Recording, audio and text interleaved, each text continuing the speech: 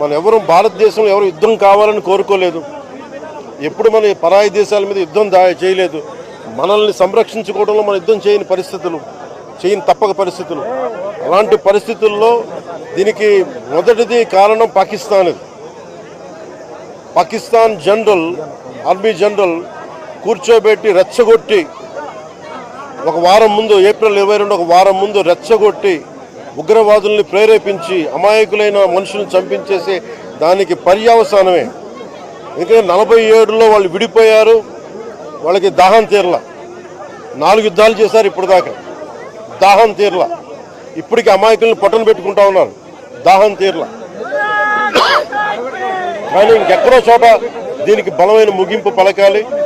Cease fire అన్న తర్వాత కూడా సీజ్ ఫైర్ని వైలేట్ చేసిన ప్రభుత్వం అది. అక్కడ నిజంగా చెప్పాలంటే ఒక బనానా రిపబ్లిక్. దానికి ఎవరు మాస్టర్సో తెలియదు పాకిస్తాన్కి.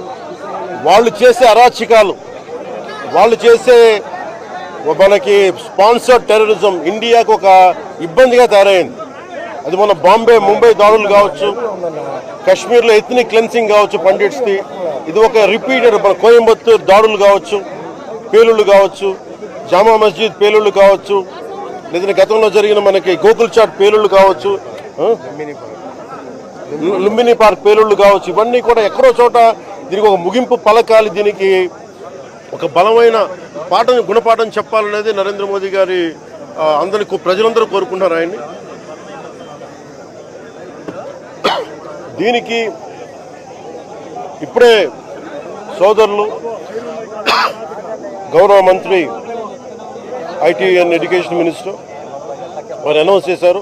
గౌరవ ముఖ్యమంత్రి చంద్రబాబు గారి తరఫున, అలాగే నరేంద్ర మోదీ గారి తరఫున ఇక్కడికి మంత్రివర్గం అందరం ఉన్నాం. ఇక్కడ అందరం కూర్చొని మేము ముగ్గురం కూర్చొని ఇందాక గౌరవ ముఖ్యమంత్రి గారి సూచనల మేరకు ఇందాక సోదరులు మన లోకేష్ గారు చెప్పినట్టుగా దాదాపు 50 లక్షలు ఎక్స్గ్రేషియాని ప్రకటిస్తూ ఉన్నారు. అలాగే ఒక 5 ఎకరాల పొలం అని కూడా తెలియజేశారు. అలాగే 300 గజాలు ఇంటి స్థలం అని కూడా అనౌన్స్ చేశాం. అలాగే ప్రభుత్వంలో వాళ్ళకి ఎవరికైనా సరే వాళ్ళ నాన్నగారికి కానీ ఎవరికి కానీ ప్రభుత్వ ఉద్యోగం కూడా ఖచ్చితంగా ఇవ్వాలనేది క్యాబినెట్లో ముందు పెట్టి దాని నిర్ణయం తీసుకుంటాం. ఇవన్నీ కాకుండా నేను అదనంగా వ్యక్తిగతంగా నేను కూర్చోబెట్టి నా ట్రస్ట్ ద్వారా ఒక 25 లక్షల రూపాయలు వారి కుటుంబానికి నా వ్యక్తిగతంగా నేను సాయం చేస్తానని తెలియజేసుకుంటే ఇలాంటి పరిస్థితులు రాకూడదని కోరుకుంటాం. కానీ దురదృష్టవశాత్తు ఇలాంటివి జరిగినాయి. మనం అందరం ఇలాంటి పరిస్థితుల్లో భారతదేశ ప్రభుత్వానికి, ప్రధాని మంత్రి గారికి, అగ్రనాయకత్వానికి, ఆర్మీకి, నేవీకి, ఎయిర్ ఫోర్స్కి, ఎంటైర్ డిఫెన్స్ ఫోర్సెస్కి ఇది మనం అండగా ఉండాల్సిన సమయం. ప్రతి ఒక్కరూ చాలా ఎరుకుతోటి చాలా జాగ్రత్తగా ఉండాలి. వాళ్ళు వేలాది మంది ఈ లష్కర్-ఏ-తోయిబా లేదా జైషే మహమ్మద్ తీవ్రవాదులందరూ కూడా వాళ్ళు భారతదేశం మీద రకరకాల దాడులు చేయడానికి ప్రయత్నం చేస్తూ ఉన్నారు. సీజ్ ఫైర్ని దయచేసి మనం ఎవరో నమ్మట్ల.